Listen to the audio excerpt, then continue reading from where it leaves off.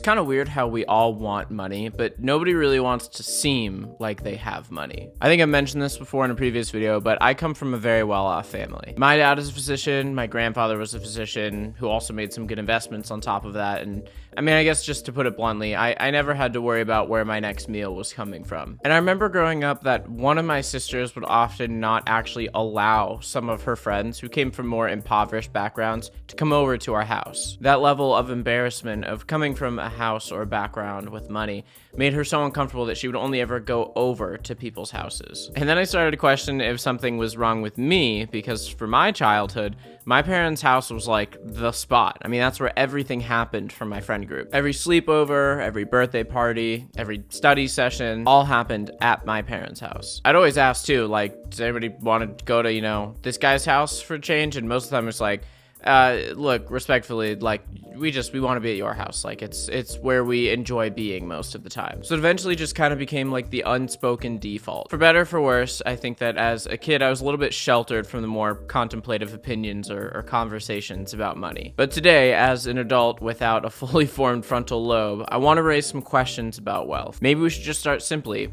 Why do we even aspire to wealth? Well, that's easy. The security about never having to worry about basic human needs is something that we should probably all be aspiring to. Food, water, shelter, good health, these things are all entangled with financial status, whether we like to admit it or not. I'm sure many of you are familiar with Maslow's hierarchy of needs. To put it simply, we can't worry about changing the world if we don't know where we're going to be sleeping tonight. Beyond just the security, the freedom that comes around with having money is kind of immeasurable in some ways. You have the freedom to be selective about your occupation or where you live or who you want as your healthcare provider, or you can reasonably have a family. If you can achieve like true excess in wealth, you don't even need an occupation. You can have 7 houses. You can have 7 families if you want. You can get life lighted to go get a flu shot. Don't actually have 7 families. But maybe you do want 7 families because having money means that you can more easily bring other people into the world. In theory, by the way. I understand that you can be rich and be an abusive parent, but you get what I'm trying to say. The next generation will live through 6-figure college tuition bills,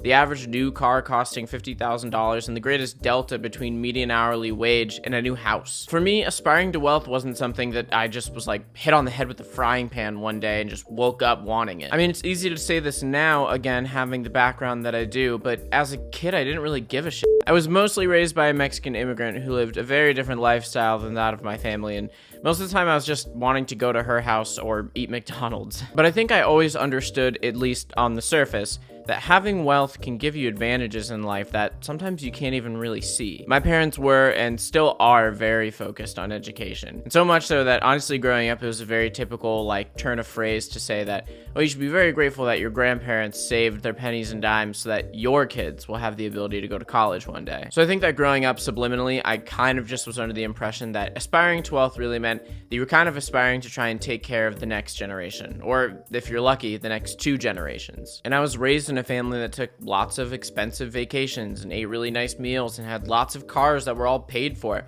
So I think that, again, the association was kind of made in my brain growing up that I should be aspiring to those things, and that's what wealth looks like. But everybody has their own reasons for wanting to aspire to wealth. It's maybe for themselves, maybe for others, maybe for both. Maybe they also want to own a 911 one day. It's kind of just like Gilman lore at this point to say, rich or poor, it's nice to have money. Rich or poor, though, nobody likes the asshole who flexes his countach. Wealth can pretty easily breed resentment. Internally, externally. Let's just focus on the external part for a second. It can suck to see somebody enjoying more privileges than you in life, especially when they didn't really do anything to deserve it. They just won like the familial gene pool lottery. Not like the I was born 6 foot tall with beautiful blue eyes lottery, although, I mean, that would be great, but I mean more of like the, oh, I was just born into a family in a really high tax bracket lottery. I mean, even I see the resentment sometimes. Beyond just like the rich dude who kind of treats the employees at the body shop like shit when they mess up his Aston Martin or something, the thing that really gets me is people who flex their wealth by unknowingly kind of claiming that they are where they are today purely just from their hard work alone. It's not that hard to hate a douchebag who lives in a mansion, but maybe a more sophisticated thing to consider is that a lot of the resentment for wealthy people probably is conceived from the fact that they're subject to confirmation bias. A lot of people probably don't understand that their success is a very unlikely and long, complicated, nuanced formula, a very select opportunity. There is also some hard work that is oftentimes sprinkled into that formula, no doubt. There's also some initial conditions in that formula that they had nothing to do with and were completely out of their control, and they could never have willed into this world. And then there are some people who flex about being poor. I actually think that the intentions behind people who flex about being poor are usually in good spirit, but it kind of runs the risk of being a little bit tone deaf if in this situation that person actually is not in fact poor, which I guess you kind of have to use your better judgment for that one. But back to speaking a little bit more generally, I generally consider it to be pretty admirable to be somebody who's a very resilient and determined member of society who doesn't really need a lot to make them happy. But just like those 1%ers we were just talking about, who maybe don't really acknowledge the fact that there might be somebody out there with like a bigger jet than them, I think that a lot of people who flex about being poor might not fully acknowledge that there are others who would actually be very happy to be in the position that they are in. Viewer discretion advised for the next 30 seconds while I show you one of my favorite videos, maybe of all time, of Bella Hadid perfectly demonstrating exactly what I'm talking about. Never growing up had anything designer. You know, my mom wouldn't let me. I think I got my first pair of Louboutins when I graduated high school. It makes me emotional actually because I felt like I was the 16-year-old middle child again. Any middle children know how it feels to be a middle child. Everybody hates me, no one likes me, I'm the black sheep, I'm naturally blonde, I wanted to be the opposite of everyone else in my family. As somebody who grew up rich and privileged, not like that rich and privileged obviously, but I mean still, this video just kind of makes me laugh in like a pissed off way. This video really isn't all that different to me, flexing about the designer bag that you did have versus the designer bag that you didn't have. Am I making any sense right now? Let me put it in Gen Z terms. Flexing your mansion to a homeless person loses you about as much aura as it does complaining to that same homeless person that your mansion doesn't have a fountain. Skibbity toilet Rizzler also. Be proud of what you've accomplished. I'm sure that like 99% of the people that I'm talking to in this video, which there's probably only like 50 people watching anyway, are actually very hard workers. And yeah, you might have had some things that have helped you in your life in ways that you couldn't really understand or control, but it's not like you don't deserve to be proud of the things that you've done to help yourself get this great life that you have. Just try not to be that 1% of people who flexes. Either way, doesn't matter which way you go, just try to avoid it. I can actually understand why people like my sister defaulted to just running away from her wealthy background. Feels pretty guilty and awkward to be born with privileges that you didn't really earn. It's pretty plain and simple. The world is a little bit judgmental at times. I say as somebody who comes from a very rich and privileged background and is opening themselves up to people on the internet, a very judgmental place. Okay, so similarly to how I just kind of asserted that flexing about a really great financial status and flexing about a really terrible financial status are kind of two sides of the same coin. What compliments people coming from really wealthy backgrounds, feeling like they didn't really earn it, some people who feel very embarrassed about coming from an impoverished background. It can feel as if it's a reflection of who you are and holds massive stake in your identity, even though you're probably just a normal kid who just happened to be born into a family with less disposable income. Society likes to stigmatize those who are struggling, making them feel like they might have to hide their challenges. And again, I'm speaking very generally on this. Most sensible people, like the 99% of people that I was talking to a second ago,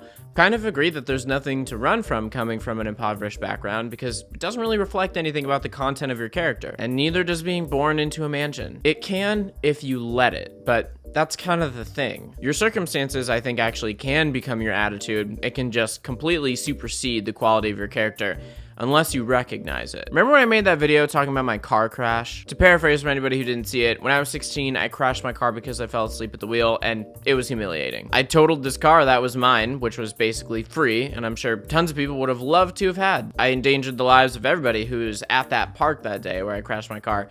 Could have easily killed myself, could have easily killed others. I could have prevented the whole thing by just not being an idiot teenager who thought that he could get by on like 3 hours of sleep a night. And I went through these like extensive sleep studies and pulmonology appointments that probably aren't really accessible to most families given their income level or their health insurance that they have, only to find out that nothing was wrong with me. I was just an idiot teenager who thought he was like tough and resilient for not getting a lot of sleep. It was humiliating because it felt like it was a reflection of who I was. It kind of felt like my character was like summarized as somebody who could just be privileged enough to get in his car crash, destroy a car, put his life in danger, put the lives of others in danger, and then kind of just get away with no real repercussions. But then I realized that that wasn't the case, like after thinking about it for 5 seconds, because I was embarrassed, like humiliated. I mentioned this in a previous video, but Jean-Paul Sartre's concept of bad faith, the tension between our freedom to define ourselves and the weight of societal judgments. Kind of explains why both wealth and poverty can feel like burdens to conceal. Wealthy people might downplay their privileges to try and escape this fear or judgment of being undeserving, while those in poverty oftentimes try to hide their challenges to escape that stigma of failure. Society's judgments and expectations shape a lot of the way that we present ourselves, can oftentimes pressure people to kind of mask their reality rather than just authentically embracing it. Regardless of which financial extreme you might be living in, I think that both sides kind of experience this radical disconnect between the reality of your situation and how the reality of your situation is represented in things like social media or entertainment. Climbing Mount Everest is seen by some to be the most ultimate feat of human ambition. But the hardest part about climbing Mount Everest is being able to afford it. To achieve this incredible feat, you're ready to fork up about 30 G's. If you can ignore the whole finding a job that will just allow you to take 2 months off and be able to survive without a paycheck, get ready to pay like 11 grand for climbing permits and $6,000 for boots and sleeping bags and oxygen canisters, another $2,000 just to fly to Nepal, $10,000 to get guides and Sherpas. I mean, the list just goes on and on. But social media has definitely represented this as more of a physical hardship than a financial one. It's represented as like an activity rather than a lifestyle. By the way, this comes from somebody whose family climbed Mount Kilimanjaro a few years ago, and it was the most unique human experience I think I'll ever have in my entire life. I loved it. I don't have enough good things to say about the whole experience, and it was undeniably hard as for me physically, but I can confidently say that knowing that the real hardest part was for my dad being able to financially afford for us to go there. Many achievements require resources, which creates this tension between privileges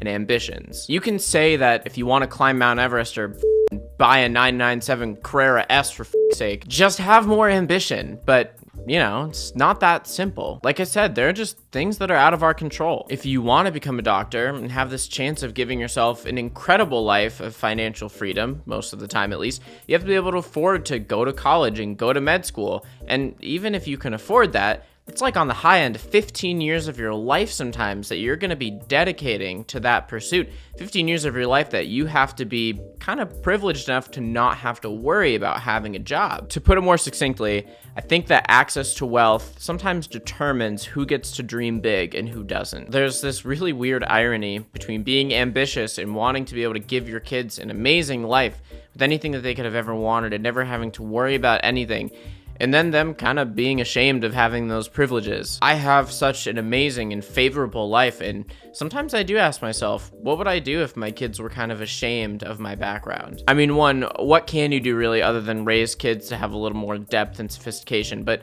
two, it's a pretty good problem to have in life. In some way, it is kind of a representation of the success you were able to achieve.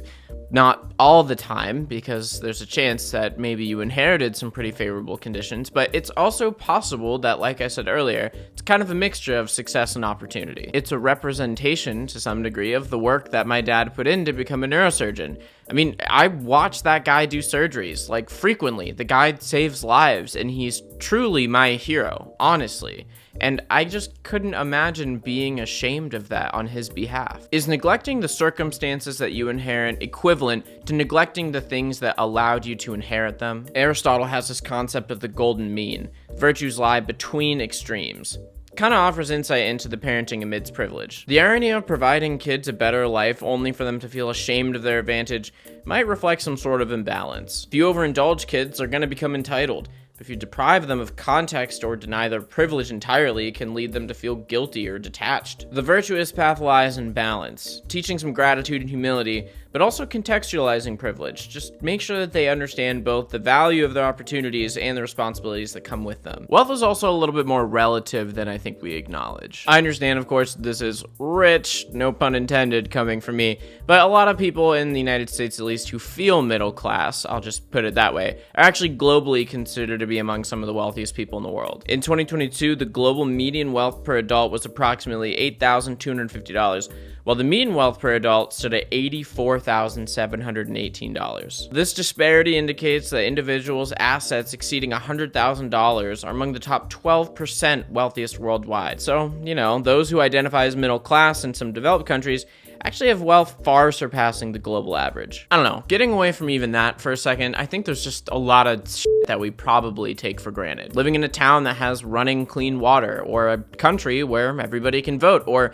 a planet where it's not raining acid. I mean, there's like no doubt that there's probably some cognitive distance, even within myself still, as perceiving yourself as not having much while actually enjoying privileges that many people can't even dream of. Like, you know how many fucking Martians would kill to live on Earth? Okay, I'm done trying to be funny, but another question I have is, do we need to try and rectify these circumstances? I think there's kind of a divide of people who think that reparations need to be paid and those who think that it's none of their business. I wasn't the one who put the 1926 French Normandy roof over my head, but I also wasn't the one who contaminated the water in Flint, Michigan. So as Aristotle says, maybe there's a balance to be found. Do what you can to pay it forward and don't be an ass who flexes, but you also don't have to give up your job to try and go save the world. I mean, good luck knowing where to stop down that rabbit hole. I've mentioned this person before, but Simone de Beauvoir's philosophy underscores the importance of living authentically, taking responsibility for the impact of our choices for others. Wealth itself isn't inherently corrupt, but how it's pursued does kind of matter. I mean, if the desire to be rich stems from societal pressures or this need to achieve a certain status, it kind of risks becoming inauthentic. However, wealth that's pursued responsibly, like with an awareness of its potential to empower other people and create meaningful change, can align with authentic existence. Marx's critique of materialism kind of highlights how excessive focus on wealth can really alienate individuals from not only themselves, but from the community that they're in. When wealth becomes the ultimate goal, it just reduces relationships to these very disconnected transactions. But Marx also recognized the potential of money and resources to try and create equity for people, or to at least eliminate material scarcity. The ethical pursuit of wealth then kind of requires to resist the commodification of life, and instead using resources to enrich human connections. Wealth itself is kind of neutral. It's more of the systems and intentions behind its accumulation and use of it that actually determine its ethical standing. So the question's not really whether it's wrong to want to be rich, but it's more about whether the pursuit of wealth aligns with authentic values and serves for a greater good. So maybe it's about how you use your wealth rather than if you have it at all. Maybe wealth is more of a tool rather than like a virtue or a vice, and it's the values behind it that actually matter. Maybe being rich or poor can become more of an attitude than an actual circumstance. Maybe ambition or self-awareness is actually a better metric for your character rather than like the square footage of your home. I won't be ashamed of my background for the same reason that I won't cast shame on others for having a different background. It's kind of f***ed up. I know that a lot of what I said today is probably pretty obvious and straightforward, but it is so fucking annoying to walk on eggshells when I bet 99% of us are on the same page and just want to have a constructive, productive conversation about money. For context, also, I've kind of developed my thoughts and matured mostly through this conversation because of my best friend growing up, who had a very different background than myself. Apparently, for better or worse, I've exposed him to what's called white people culture, the better part being jumping out of planes and having fun, and the worst part being the way that I dance at wedding receptions. And I've been exposed to what it was like for him growing up with less accessibility to new clothes or fancy travel or lots of modern new cars. I'll obviously never know what it was like to live that life, and I don't pretend like I have, but I consider myself to be a little bit more educated of a person now than I was as a kid. I think another important question to ask yourself is, what would you do differently if no one was there to judge you for your status of wealth or lack thereof? Hopefully you get there and can put your money where your mouth is one day. And always remember, rich or poor, it's nice to have money.